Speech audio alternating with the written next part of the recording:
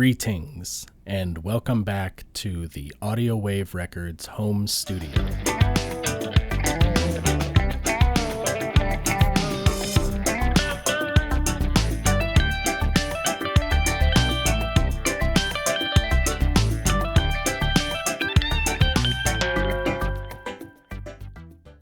I am DJ Audio, and on today's video I'm going to show you the proper way to deliver tracks to an engineer or a co-producer that you're working with.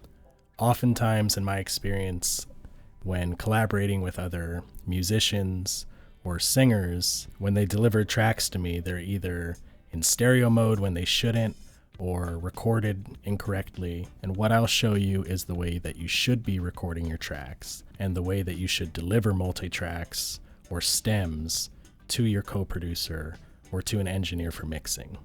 So as we go into the mix here, I have 3 tracks. I'm going to focus in first on this top track, the first one. So as you can see here with this track here is a guitar solo. I had a friend of mine and co-producer I've worked with for years record some guitar, and this is what he sent me. And I could see right away that he recorded on a stereo track. And when you're recording a mono instrument through one insert, it's gonna record in mono. So if you have a stereo track enabled and you're recording into that stereo track, you're gonna get it on the one side. Typically, I think it's always gonna be the left. The way to not do this is to, from the moment you set up your track to record into, make sure that you're setting up a mono track. If I come up here to this plus sign, this is how I add a track in Logic. Add a track here. I have my input set to input 1 and my output to 1+2. Now when I create this track, here I have a mono track. See here? This track's in mono and the output is going to the left and right stereo bus. You could also create a mono track with input 1 and set the output to mono 1.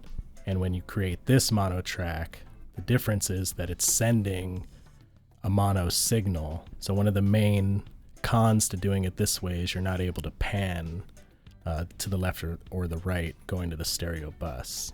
And what my friend did when he first set up his track to record to, he had his input set to 1+2, or a left and a right. So what was coming in was stereo, and what's going out is stereo. And see here, now I have a stereo track. And if you look at the meter, this is my vocal coming in on input 1.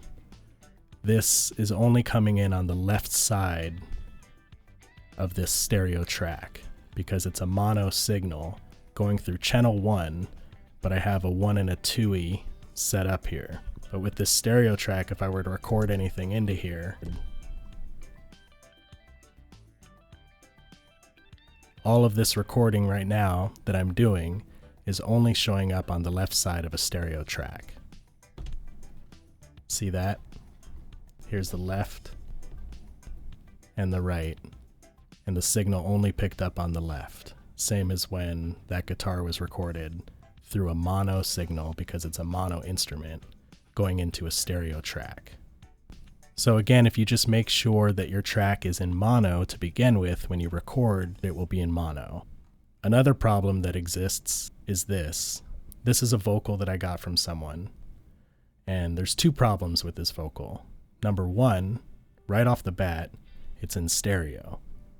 Our voices, our vocal, our mono instrument, and you're recording from one microphone at a time, mostly.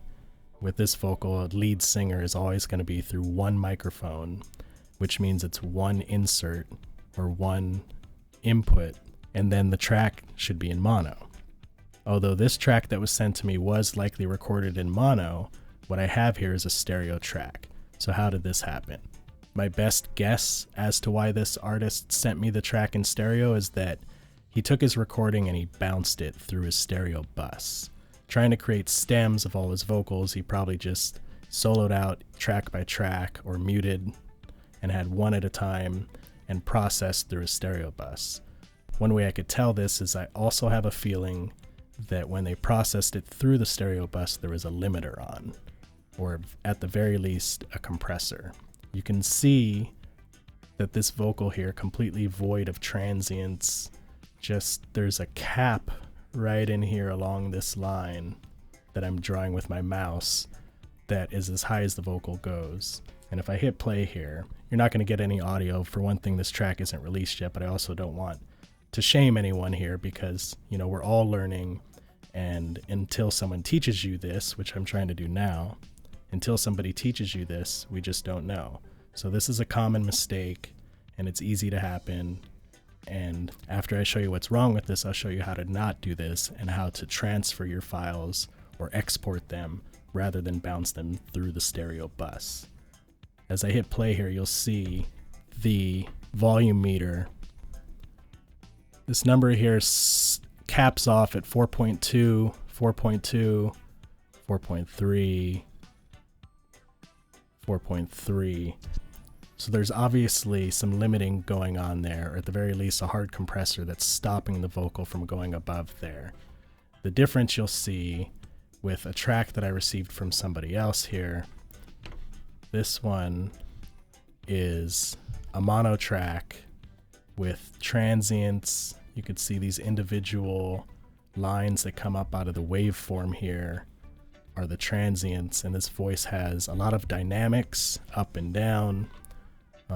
So this was a mono track that was given to me by another artist, a singer, who transferred or exported his file rather than bouncing it through the stereo bus. What I have is a mono track without any processing, which allows me then to mix it with the musical instruments and the rest of the song much easier and with much more success for a clean outcome. So this one here, like I said, it was bounced through the stereo bus. What that means is when the artist was happy with his vocal and he was finished with it, he soloed the track and he bounced it to create a stem. But that stem it's not actually a stem because it's not part of the multi-tracks in his mix or his recording, but rather it's a mix down of those vocals processing through that stereo bus, which splits it into a left and a right. So right off the bat, for me to get this and mix a vocal that's in stereo is problematic. And then on top of that, to have it with the processing, the limiting, the compression, makes it to where if I start to put any effects on it, I get heavy distortion or it just downright sounds really bad. All I could do with this is put it on top of the mix of instruments, maybe a little bit of effects on the master, but the more I do to the song, the more it affects these vocals in a bad way. Well then, how do we get from this vocal track in mono to a stem in a folder that I send to my co-producer or the engineer? First thing is, don't bounce your track. But rather, instead, what you would do is come up here to File, Export, one track as audio file, select the place you want to save it. I'll choose a new folder. Let's just call this test.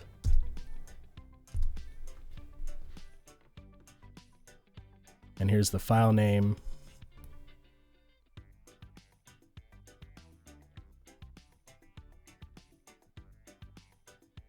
Then if I open up this test folder, take this vocal and import it into the song, bring it back.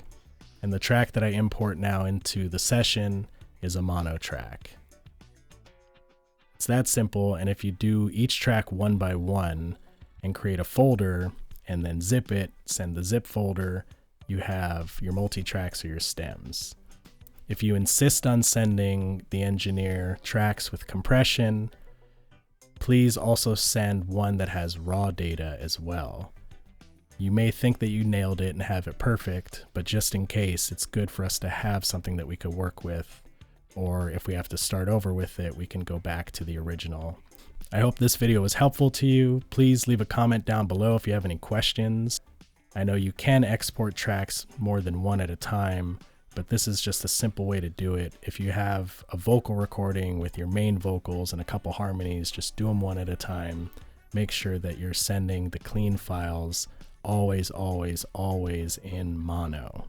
Make sure to subscribe to my channel. Give thanks for watching. Until next time. Boom, ba ba.